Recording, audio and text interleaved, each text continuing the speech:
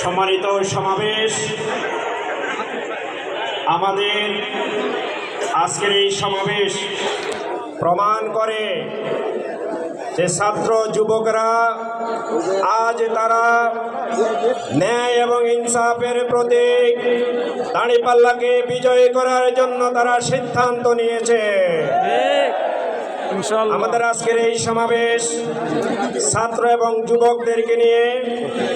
এই সমাবেশে ছাত্র শিবিরের রামপুরা থানার সম্মানিত সভাপতি জনাব হিজবুল্লাহ রহিম উপস্থিত হয়েছেন। আমাদের এই সমাবেশে উপস্থিত হয়েছেন বনশ্রী ইসলামী ছাত্র শিবিরের বনশ্রী থানার সভাপতি আহমদ বিন ইকরাম।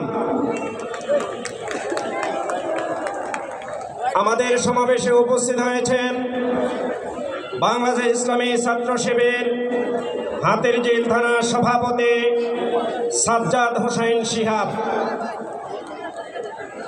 আমাদের এই সমাবেশে উপস্থিত হয়েছেন বাড্ডা উত্তর থানা ছাত্র শিবিরের সম্মানিত সভাপতি জনাব আব্দুল্লাহ আল নোমান।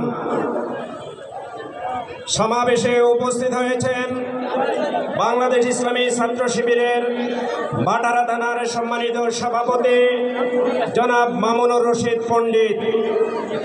আমরা আমাদের এই সমাবেশের পক্ষ থেকে ছাত্র শিবিরের নেতৃবৃন্দকে আমরা ধন্যবাদ জানাই, যারা জুলাই আন্দোলনে এই রামপুরা বাড্ডা বাটারায়